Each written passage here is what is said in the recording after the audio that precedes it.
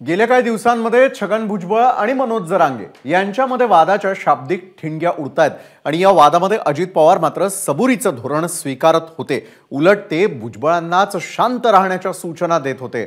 आज मात्र मनोज जरांगेंबाबत अजितदादांनी कठोर भूमिका घेतलेली आहे आणि थेट इशाराच देऊन टाकलाय। पाहूयात काय दिलाय इशारा आमच्या या रिपोर्टमधून।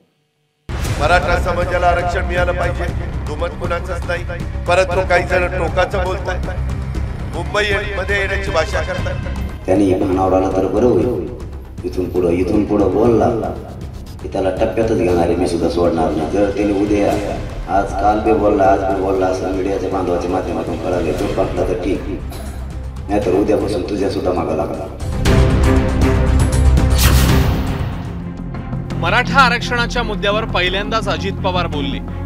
नुसते बोलले नाहीत तर त्यांनी भविष्यात मुंबईकडे कूच करणाऱ्या मराठा आंदोलकांना इशाराही दिलाय।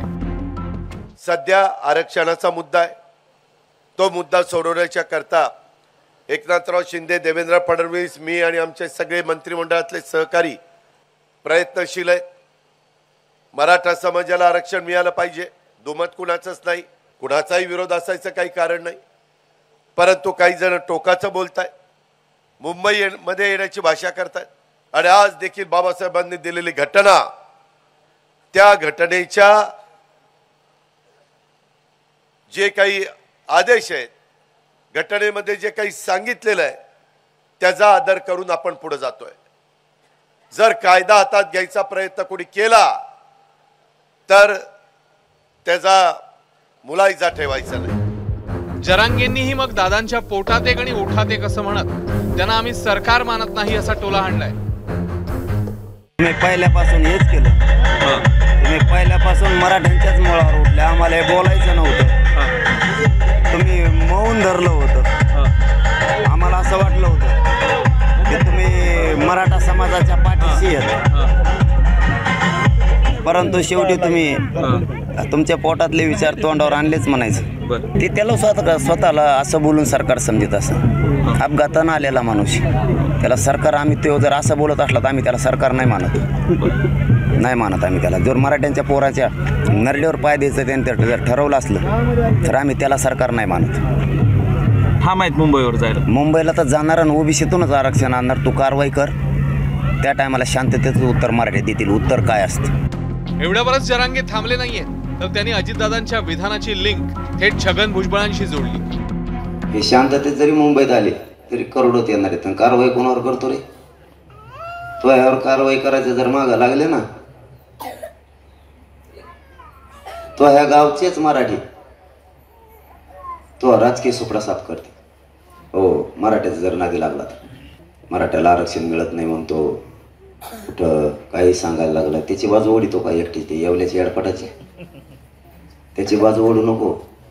कधीतरी जातीचा कळवाळा येऊ दे, नशिबाने या जातीत जन्म घेतलाय, कमीत कमी या जातीसाठी एखादा पाऊल उचल। जरांगे विरुद्ध भुजबळ हा वाद अख्खा महाराष्ट्र पाहतोय। ही दोन्ही मंडळी एकमेकांवर आरोप करतायत, टीकेचे बाण सोडतायत, पण तरीही अजित पवारांनी या वादावर आजपर्यंत चकार शब्द काढला नाही। आज मात्र अजितदादा बोलले।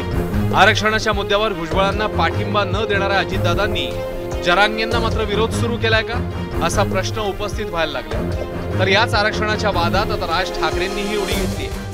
जातीपाती आणि असल्या फालतू गोष्टींमध्ये आपण बरबटून जाण्यापेक्षा उत्तर प्रदेश, बिहार आणि या भागाची काय अवस्था झाली आपण बघू शकता। आणि आज पण जे काही महाराष्ट्रामध्ये जातीचं सगळं चालू आहे आता, मराठी विरुद्ध ओबीसी, ओबीसी विरुद्ध हे, ह्याच्या विरुद्ध ते, हे नाही करत आहेत, हे कोणीतरी करवतंय, हे काहीतरी घडतंय, हे समजत नाही आपल्या लोकांना, पण हे कोणीतरी करवतंय। हा महाराष्ट्र एकसंघ राहू नये याच्यासाठी सगळे प्रयत्न करतायत आणि आम्ही गाफील आहोत। आरक्षणाचा तिढा सुटत नाहीये, पण वादाचा गुंता मात्र वाढतोच आहे। दादांनी आता कायद्यावर बोट ठेवून तोच कायदा मोडणाऱ्यांना आव्हान दिलंय। त्यामुळे मराठा आंदोलकांची मुंबईची दिशा तर ठरली आहे, मात्र मुंबईच्या रस्त्यावर त्यांची आंदोलनाची स्थिती कशी असेल हे पाहणं महत्वाचं आहे। ब्युरो रिपोर्ट, एबीपी माझा। एबीपी माझा, उघडा डोळे बघा नीट।